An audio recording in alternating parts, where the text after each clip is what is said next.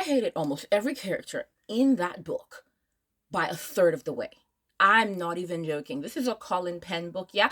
And you know what? Colin was my number one enemy from the first page. I just couldn't stand him. And at the beginning, I was just like, I feel for Penelope. It was kind of a sympathy thing. But then as we got along, I'm just like, actually, I'm not starting to like you anymore. Like, I'm actually just getting irritated. And you know what? This is a Colin Penn book. Why is Eloise popping in and out? I know her book is the next book, but as she kept popping in and out, I just kept thinking, everything you say is grating on my nerves right now. Like, everything you do is really just getting me to up here.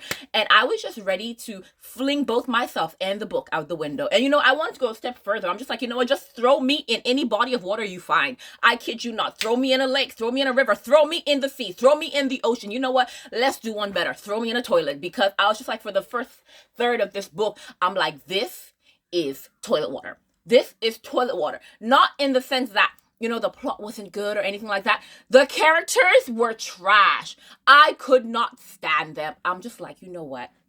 I know the whole point of this series is we see the people go from, point A to point B. We see growth. But God, I just wanted to think it to myself. Like, could you not be like this? Could you be any more infuriating? I was going back and forth. There were so many points in time where I had to put the book down and just like, just gather myself. And that's only in the first third. Now, that is to say that things got better, as we, made our way to the end. But you know what? We didn't have to go through all of this. Okay? I went through a lot, guys. And so I'm going to take you through my journey. So the Netflix show literally just got released today. I haven't watched it yet. I just finished the book yesterday. It's the first Bridgerton book I have read. And you know what? I feel like I made a mistake starting with this book because God, am I upset. But at the same time, going through this book made me realize it might have been a good place for me to start. Because watching season 1 and 2 of Bridgerton, which I really did adore, let's be real, we know that there are characters in both those seasons that got on our nerves. Simon, I'm looking at you. Anthony, I'm looking at you. And you know what? I'm side-eyeing Daphne and Kate too, because they really were doing something in them seasons that really had me like, don't start with me, boo, don't start with me. And so I feel like, this isn't too bad, especially because, we got to the end in a very, very sweet way. But gosh, did everyone grate on my nerves. So you know what? Let's get into it.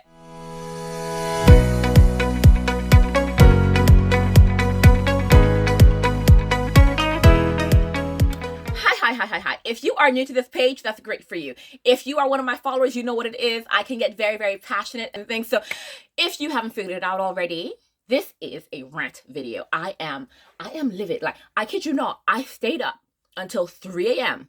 knowing that I had to work bright and early today to read this book. Well, to finish reading this book.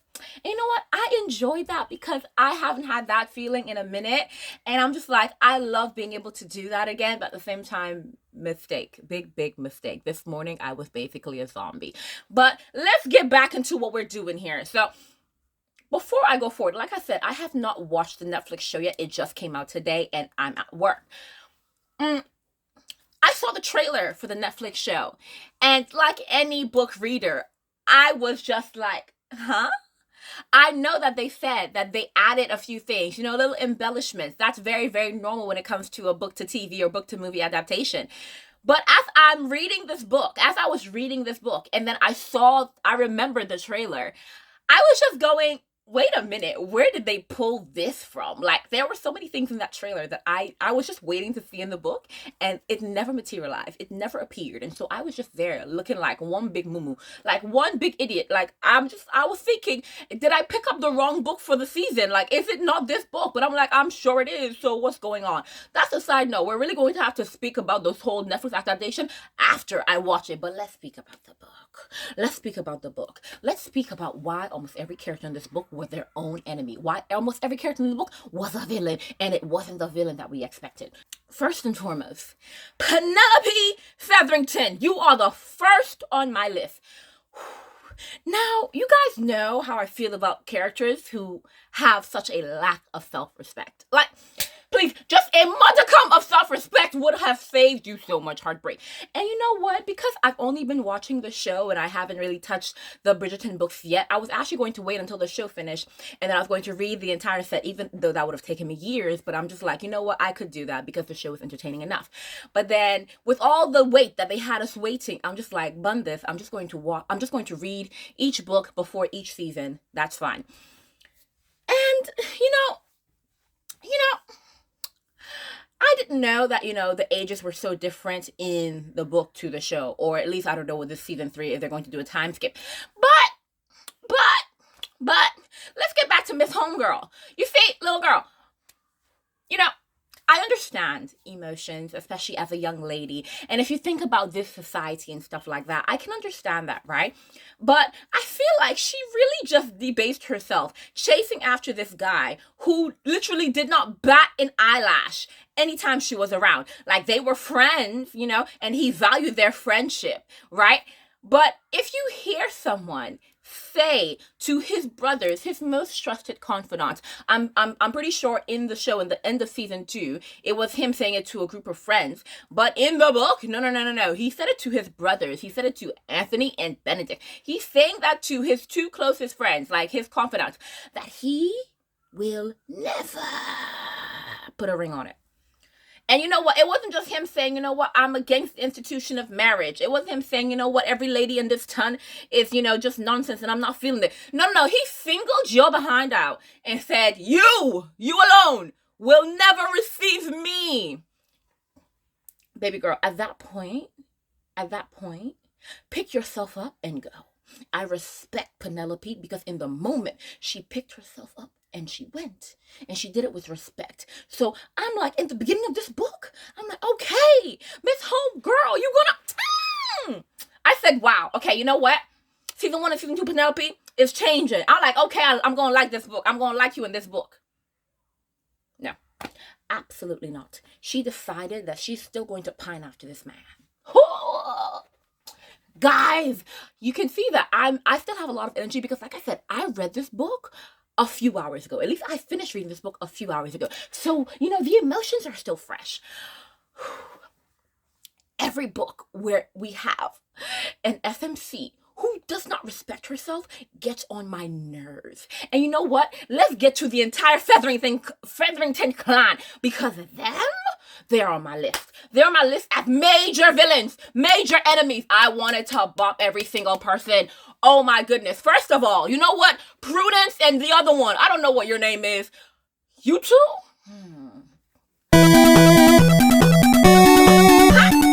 I'm ready. Like, the first 2 seasons, like I said, this is the only book I've read. So the first 2 books have not seen me.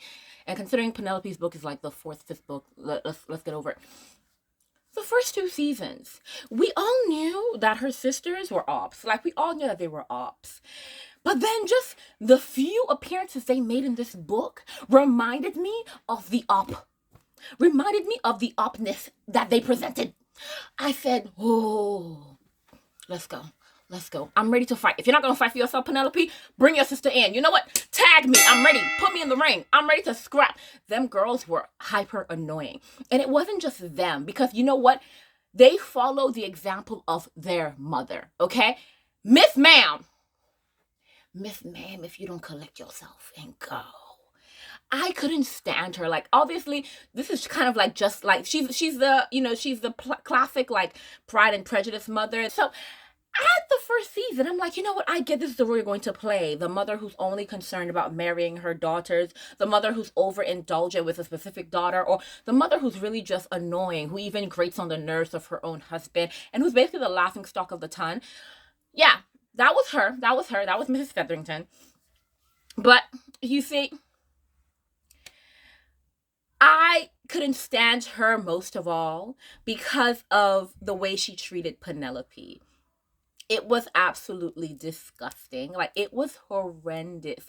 Because you know what? Pride and Prejudice is one of my favorite books. And the mother was annoying. But the mother had faith in every single one of her daughters. The mother thought every single one of her daughters were beautiful. That they had great qualities to them. Even though they all had qualities which she hated. She hated Lizzie's strong-headedness. She hated that Mary was only focused on presenting herself as like the most intelligent person. She hated that, that so many of the daughters really weren't focused on marriage like she was. But then she saw that each and every single one of her daughters were beautiful and were worthy of a great match. She's just like, my daughters are, the most beautiful in this town. She did that for her kids.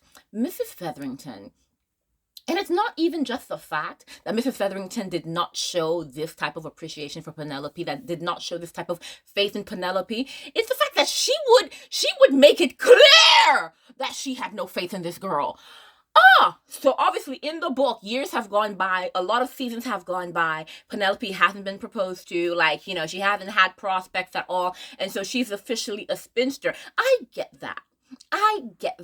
But you know what? As a mother, I'm expecting you to go something like, you know what? These men were silly. They didn't see that you were the true diamond in the rough. You know what? But you know what? It's all right. You are still beautiful. You should hold your head up. Or you know what? You should still chase. Don't make yourself a spinster too soon. I mean, in that day and age, 20-something was old. But still, push her to keep trying.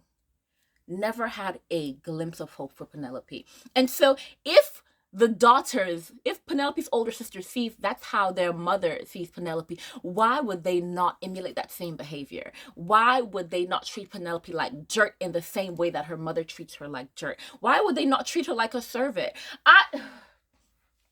Guys, the Featherington clan, top book villains.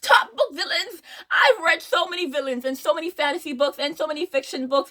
I've read villains that have done the most horrendous things. And then as I'm reading this book, I'm just like, you guys are really just climbing the list because you guys are terrible. You guys are family. And you know what? We know that family can be some of your greatest ops in life. But I couldn't stand them. You know what? Penelope had the entire town against her.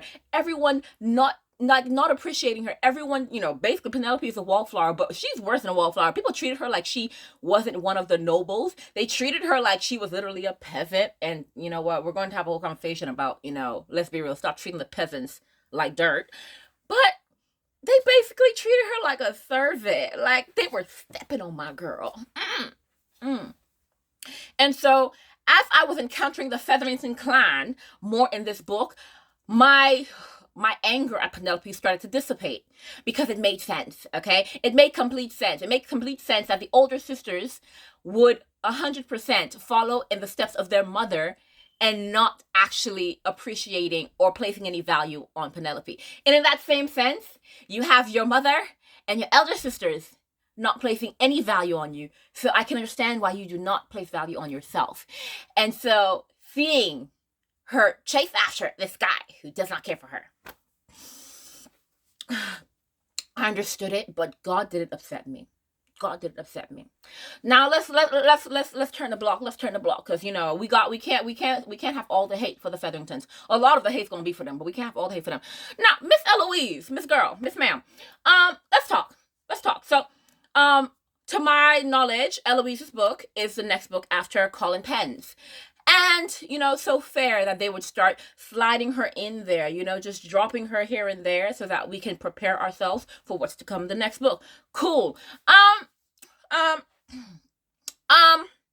Listen.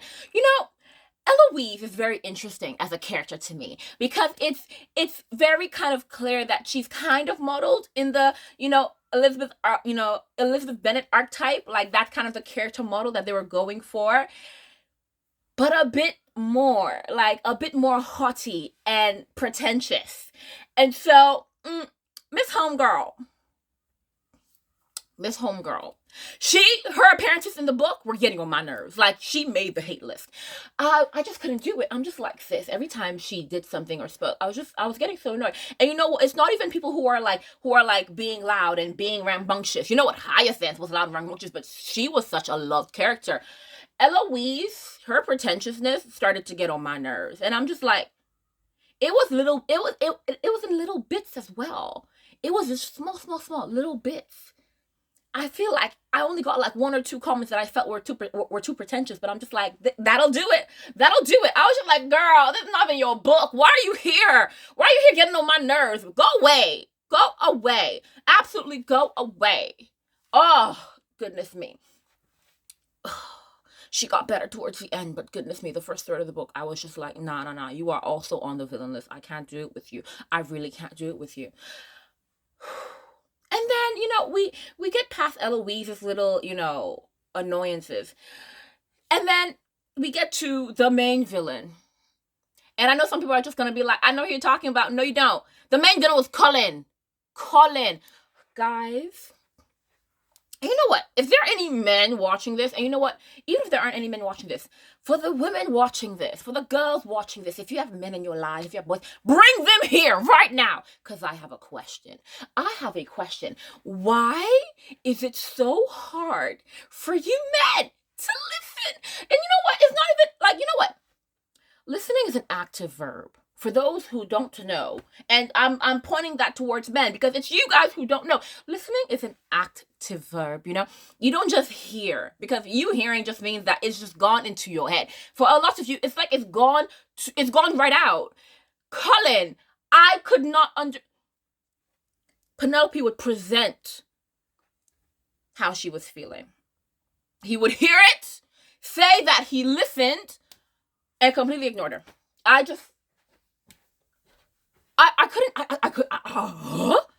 See, there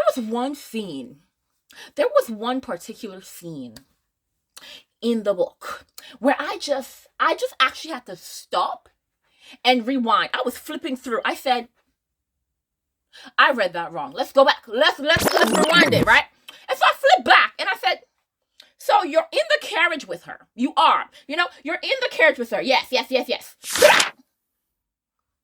You're upset. Valid. If you guys read the book, you know why. If you watch the show, I don't know what is included in the first half of this season, so I don't know. Then you might know why, but let's just say we all know why he's angry. Valid. She acknowledges your anger. She then proceeds to explain why she has done what she has done. And she then goes to explain her feelings for everything. She's confiding in you. She's being explicit. She's being really, really vulnerable. And she's making it clear. You sat there. You heard everything Miss Ma'am said. And you dismissed it immediately. Not a single lick of emotional intelligence. I was livid. I was just like, did that just happen? Because it wasn't just that one scene. That one scene got on my nerves because you know what? One of the tropes I hate most in books and TV, just anything, in life as well, miscommunication. The miscommunication trope is the most useless trope I have ever encountered. I can't get behind it. It's annoying. It's stupid. Like, please, we really could have solved so many problems if this was communicated better, if people listened. You know what? And you know what? In this day and age, I can understand in this day and age, we're sending things through text. You can't translate, the intonations in someone's voice. You can't translate their mood, through text. Maybe their emojis, and a lot of us have learned to read between the lines in text because it is our language. So you know what? Maybe you can, but let's just say that you can't. Like, logically, you shouldn't be able to. And some miscommunication can happen a lot, which is why, face-to-face communication is best. And even then, there can be some miscommunication. Sure. But, you were next to her, all the emotions written on her face. You even commented. You can see her body language. You guys are legit next to each other in the carriage. And you know what? I don't want to hear anyone say he considered it and he was, no. The minute her mouth went bim, he said, no. You're going to tell me you considered something? You're going to tell me you really deeped it in thought? You're going to tell me you really sat there with all she said and really took it in and really considered your opinion, her opinion, your emotions, her thoughts, your thoughts. You're going to tell me you did that in the millisecond, which you said, no? Absolutely not. I couldn't stand Colin because it's not the first time he did it in the book. He dismisses her constantly in the book, like consistently as well, like blah, blah, blah, blah, blah. And you have to remember, this book speaks about like how many years have gone by. Because remember, at this point, Penelope is a spinster. And you know what's so funny? Colin has, a lot of issues on his own. Commitment issues, whatever, commitment phobia. I don't give a heck. He doesn't want to be married. He's been flying about the world, blah, blah, blah. So years have gone by. And just consistently just dismissing her emotions. I can't stand him. I couldn't stand him for majority of this book. I was just like, you know what? Everything you do is grating on my nerves. Every time I hear your thoughts, I wanted to fling the book away. Remember what I said? Let's throw it right in the toilet, you know? Because since that's the closest body of water I have next to me, and you know what? It'll actually do. Because since you want to speak like you have nothing in your head but doo-doo, then you know what? We'll just flush you out. How about we do that? How about we do that? I couldn't wrap my head around it. And it's the fact that this is so many men. This is so many men. And you know what, man, if you want to defend yourself, that's fine. But you see the title of this video, I'm going to make sure that I title this video Why Men Deserve Less. Why Men Deserve Less. Because it isn't just Colin, you know? It was Simon in the first season, you know, gotta read the book. Anthony in the second. I know that we skipped some people and we just jumped to Penelope season, but I know that it probably happened with the other. I know it happened with the others. And people might say, Shelly, it's fiction. It's fiction. You really think that we haven't encountered this in life as women? Like, you really think so? Like, just having your opinions dismissed by virtue of you being a woman. Like, it's just absolutely mad. Like, they can't really take the time to clock what you're saying. And it was getting on every nerve I had. I said, if this boy does not collect himself and behave, then you know what? We're gonna have a problem. And you know, I'm really kind of like shy to watch the show because I'm just like, obviously the characters are great people, you know, from what we see, you know, from how they present themselves. And so you just like, I don't want to hate the actor, but I'm gonna hate the character. Believe it, I'm gonna hate you. I'm gonna hate you. And so you know what? I really want to make sure I make sure I put a distance between actor and character, because if I were to ever see Colin in real life, I might throw my shoe at him. I might. Goodness, guys, reading this book was such an emotional roller coaster. It was absolutely terrible because I don't know what I was expecting, but it wasn't this. Like, it was kind of just like, I watched the trailer before I read the book, and so I was expecting a lot and I didn't get it. But then it was the Colin thing that was really, really getting on my nerves. Like, he was absolutely horrendous. And then Colin was so immature. He was so immature. You know what? Having watched season 1, I understood Simon's reasons. You know what? I obviously, you know, wish he got therapy. I don't know if they had the, you know, that back in the day. So probably why he didn't get therapy. So you know what? Valid. He's holding in a lot of trauma. Didn't want children. I completely get that. Anthony, we really have to have a whole other video on Anthony, because I fully understand Anthony, because Anthony went through adultification. Like, literally, Anthony had the most horrendous thing happen to him. He witnessed the death of his father, and literally became the man of the house. And obviously at that age where that happened, Anthony was expected to be the man of the house anyway. But his father, you could tell that they were raised in a very, very loving household. His father was easing him into it. And then out of nowhere, he was made the man of the house. And then after one traumatic event came the next. Like, literally, they are asking this man to choose between his mother and his, you know, his sister, who would be Hyacinth. And God forbid that one or both of them, you know, just died because of a decision he made. Like, how can you have this man go through this incredibly traumatic experience and then hit him with another traumatic experience? You could understand why Anthony was the way he was. And I feel like a lot of first siblings or first daughters definitely would have empathized with Anthony. And you know, as much as he was pissing us off in that season, we completely understand, simply because you understand that when you've been adultified, you know, you have that lingering shadow of responsibility just lingering over you no matter what you do. Him being the elder, him being responsible for everything, him actually loving his family and loving his siblings, so he wants them to be settled and, you know, he wants good for them. That pressure, I could completely understand the madness that Anthony was on. I understand it. I still wanted to bop him in his scalp, but I fully understand it. Colin, we come to Colin, and I just wanted to knock him out. He was so immature. Like, he was so immature. I will 100% acknowledge that his insecurities are valid. Everyone's insecurities are valid. They're yours. Like, we don't understand your emotions. And honestly, the way everyone's brains work, the way everyone's heart works, like, that's different, you know? His insecurities were valid. And considering, like, where he was, valid. 100%. His actions, I just wanted to bop you. I just wanted to bop you. It was so upsetting to me. I I just couldn't. I just absolutely, I couldn't. His running away from marriage. You know what? Let's step away from like him running away from Penelope and stuff like that. But him running away from marriage because of like how he feels towards his life. I'm just like, but you're not actioning anything. Like he will keep complaining and complaining. I have nothing. I have nothing. I have nothing. But are you seeking something? You know? Are you looking for something to give you the purpose that you so seek?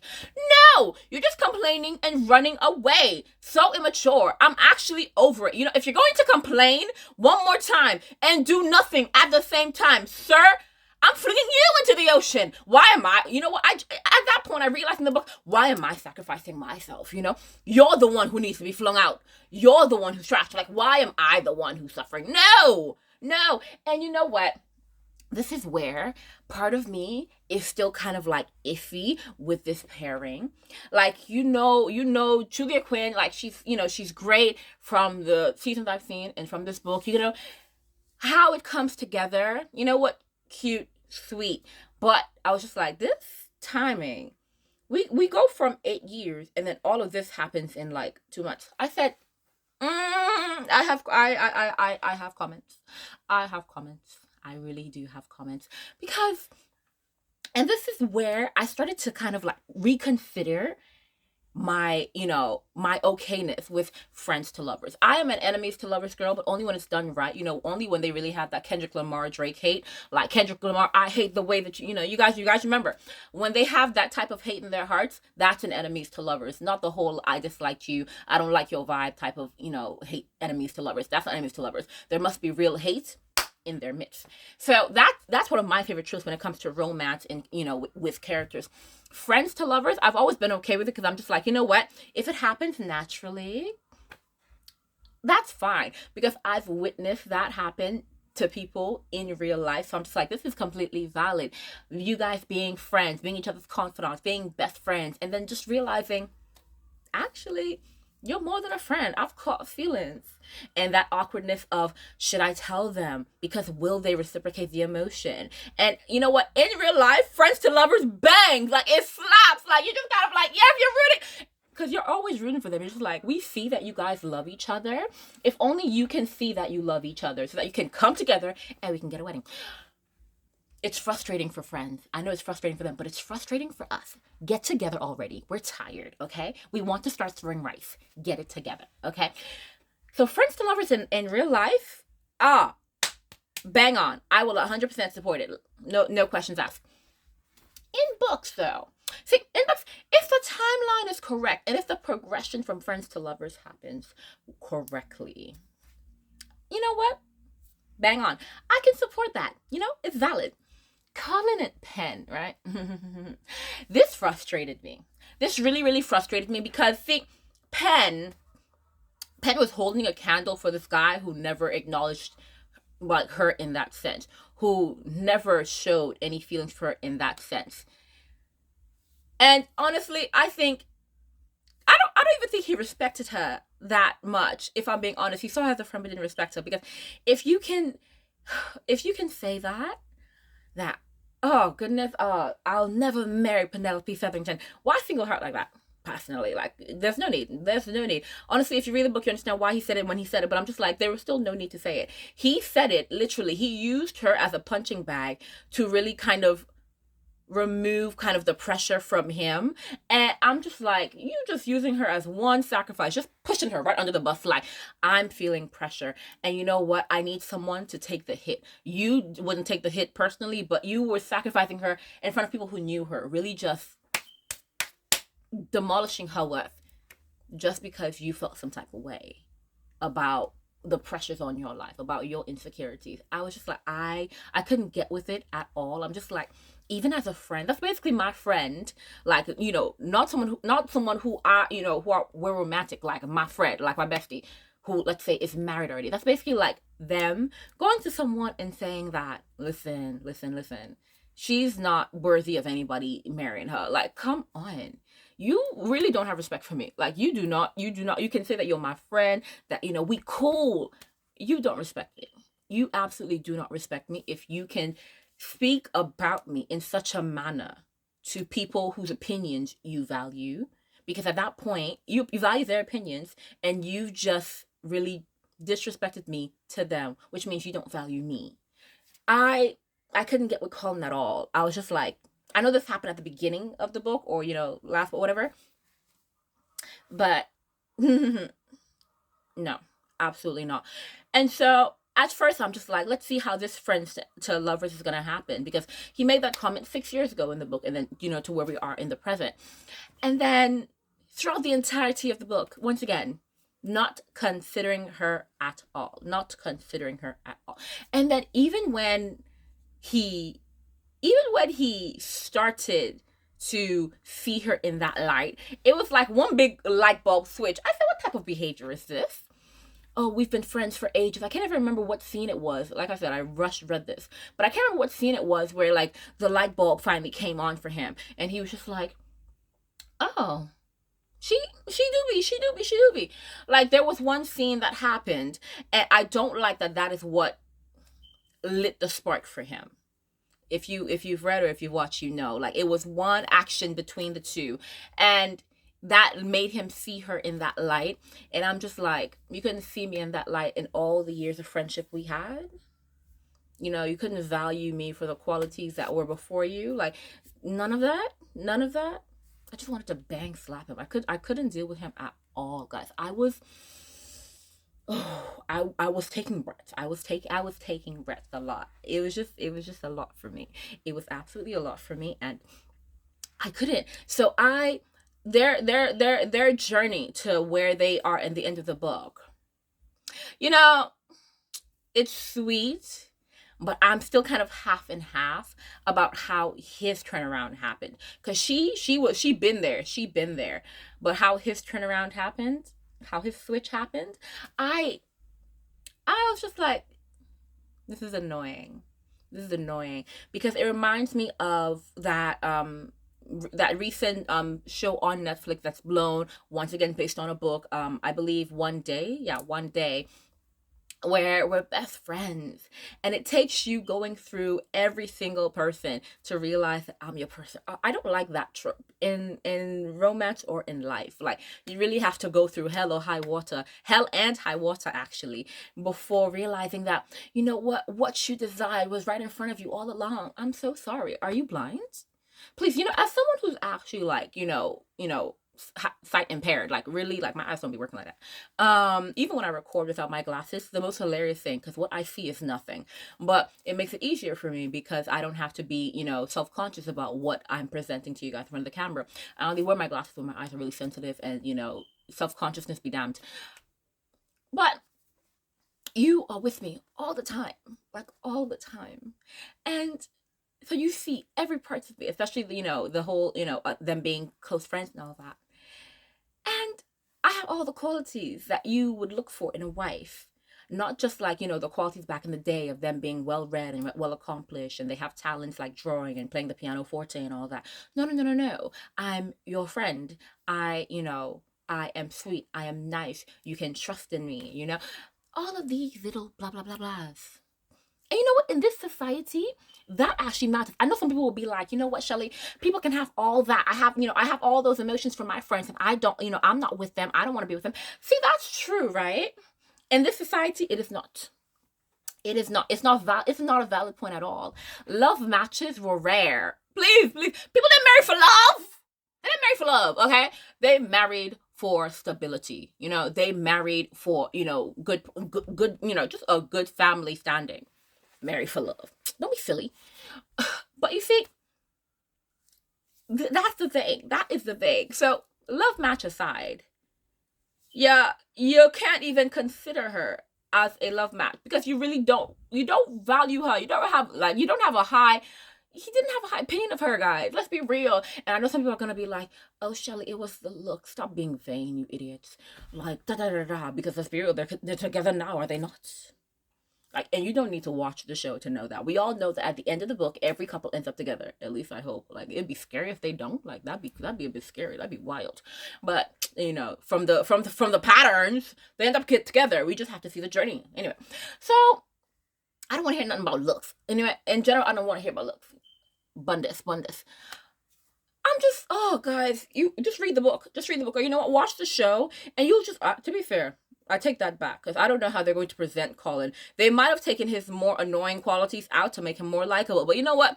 They went ham on Anthony. We hated him for a good part of that, for the majority of that season. Like, he was fine as hell, but we hated him. Like, that man was getting on our nerves. Him and Kate, let's be real.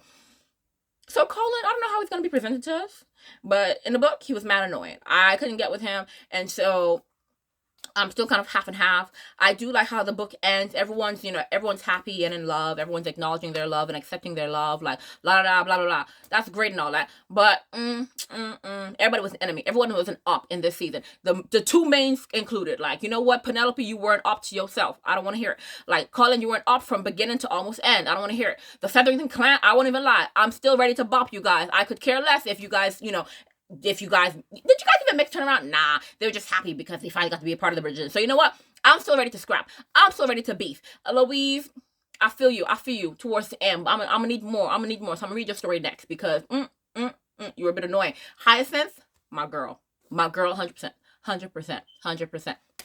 Anthony and Kate barely made appearances, and you know what? The small appearances that they did make, I wanted more because I'm just like, you guys are cute. Simon and Daphne barely made any appearances. They were cute. You know what? Violet, we need to speak about Violet before this video ends. Violet, the matron of the Bridgerton clan. I will ride at dawn for her. I will ride at dawn. If anyone has the nerve to ever say a word against Violet, to ever come against Violet, the mother of the Bridgertons, we will go to war. We will go to war. We will. That being said, she also had a few flaws that we're not really going to get into. But you know what? Because of the times that they were in, valid, because I can understand, you wanting your daughters to be properly settled, especially because around those days, a woman who wasn't married, honestly, it's a lot. We're not going to comment on that. That was just a time. So you know what? The times have passed. We really can't do anything about it. So I can really understand mothers. But you know what? When Eloise decided to become a spinster, she just gave up. She was just like, valid, you know what? It's been years. You refused every proposal that has been given to you. And I've allowed it, So, it's all right. I understand the pressure they put. But then the fact that they really just accepted Eloise's decision. Like, she made a decision to be a spinster, You really got to appreciate that in a family and in a mother. You know what? I ride it down for Violet at all times. Like, 100% love Violet. And I'm 100% going to read the remainder and the, first few books that I didn't read in the Bridgerton series because it was fun. And I really kind of want to see, like, the other siblings because the little glimpses that we got from the other siblings were great. Like, we literally, Gregory wasn't in the book. He was just mentioned 1,000 times. Same with Benedict. And I'm just like, I really want to see more. And I want to read Anthony and Kate's book in the flesh. Simon and Daphne, I'm just like, at the beginning when the show first came out, we were just like, oh my god, that's amazing. I burned for you. Yes! But, after we got Kate and Anthony, you know what? I forgot. After we got Queen Charlotte, I forgot. I was just like, you know what, Daphne and Simon, you guys were cute. You guys were sweet. But I want that Queen Charlotte love. Like, listen. Oh my goodness. Especially because of what she went through. At least Kate and Anthony, they have a happy ending. Queen Charlotte, I feel for you, babes. I feel for you. But you know what, guys? I'm deflated now. I've yelled and screamed and jumped and really just walked away how many times in this video. I definitely have more thoughts. As you guys know, I have an opinion on everything. But I think we have really just addressed, what I really just wanted to speak on, which is the anger, that just was bubbling up within me because of the terrible people in season 3. Well, in book 3. But you know what? I've gotten most of that out. I've gotten a lot of it out. I don't know if it's most. I've got a lot of it out. So I feel like at this point, I'm good. It's good. It's 100%. It's valid. It's cool. It's 100%. We're cool. We're gonna stop here because if we really get into the mess, we're gonna get into the mess, and we don't want to do that. So that's it. I'm finishing. I have spent my entire lunch break recording this video, because I really just had to speak about it immediately after, like, I woke up, because I'm just like, no. So I got myself together and I'm like, let's record. We have to let these people know what's on and popping. So I have to go back to work, and then I'm going to watch the actual season 3, well, the first half, and I'm going to make notes, compare and contrast. We're going to compare and contrast what we do with all movie and TV adaptations of the books we love, and we're gonna see what I think. I might make a video just on the comparison, because, like I said, just from the trailer alone, what the hell? Where did they get this from? Like, what's going on? Like, 100% wild behavior. So many things to say, but we're done for now. I will see you guys next. Let me know what you think. For the people who've read the book, honestly, let me know, what were you thinking when you read the book? Like, who were your villains? Who were your ops? Like, did you actually like everybody in the book? Just let me know. You might disagree, and it's cool. And for those of you who, like me, are watching the season now today, after we've watched it, let's reconvene. Let's collect our souls right here and let's discuss, because come on. We know the season's gonna be hot. And the book really did have some sweet words. So I'm really waiting to see those words translate into the season. It happened a bit more later on in the book. So I think we're going to have to definitely wait for the second half of the season, which comes out in June. I know we all want to cry. It's all right.